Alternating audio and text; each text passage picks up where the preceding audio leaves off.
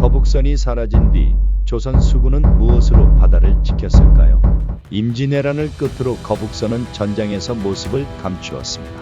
설계가 단절됐고 실제로 어느 시점부터인가 실전 배치에서 완전히 사라졌죠. 대신 남은 건 판옥선이었습니다. 하지만 판옥선은 크고 둔했습니다. 전투에는 강했지만 기습이나 회피엔 불리했고 풍랑을 만나면 자주 침몰했습니다. 수군엔 새로운 배가 필요했습니다.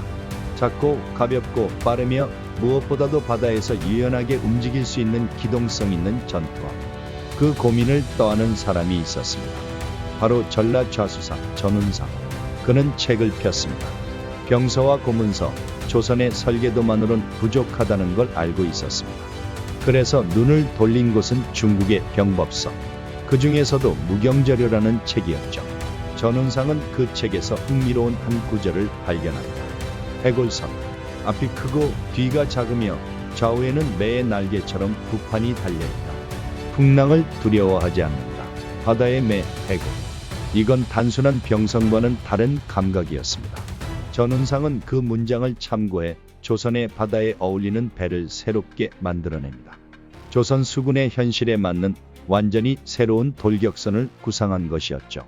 그렇게 1740년 전운상의 해골선이 등장합니다.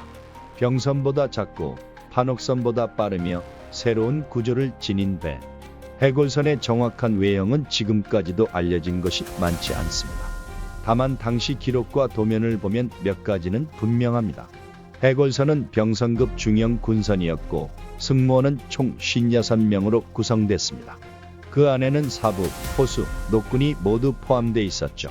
그리고 배의 윗부분은 덮개로 덮여 있었습니다. 밖에서는 안이 보이지 않고 안에서는 밖을 볼 수 있는 구조.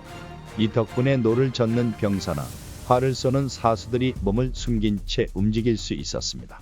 거북선의 방어 개념과 유사하면서도 전투 갑판은 하나뿐인 단층 구조였기에 기동성과 효율을 함께 노린 설계였죠. 배머리에는 매의 부리를 닮은 조형물이 붙어 있었다는 도면도 남아있고 날개처럼 양옆으로 돌출된 부판이 있었던 것으로 보입니다. 하지만 이 구조가 실제로 어떤 효과를 냈는지는 아직까지 확실하지 않습니다. 전운상이 어떤 판본의 병서를 받는지 실제 해골선의 그 구조가 반영됐는지는 여전히 연구 중입니다. 하지만 그가 바다의 매를 상상하고 조선식으로 변형의 배를 만든 것은 분명한 사실입니다. 이 배는 바람을 두려워하지 않았다고 합니다.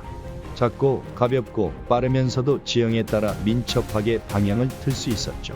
전운상이 이 배를 만들어 올리자 영조는 곧바로 반응합니다. 통제형과 각도, 수형의 명을 내립니다. 각 수형마다 해골선을 한 척씩 만들어 시험하라. 하지만 그로부터 약 80년 뒤 해골선의 이름이 남은 기록은 단 2척뿐. 왜 해골선은 사라졌을까요? 당시 병선과 비교하면 체급은 비슷했지만 구조상 한 갑판에 노군과 사수, 화포수까지 함께 있어야 했습니다. 공간이 협소했고 화포의 운용에도 제약이 있었던 것으로 보입니다.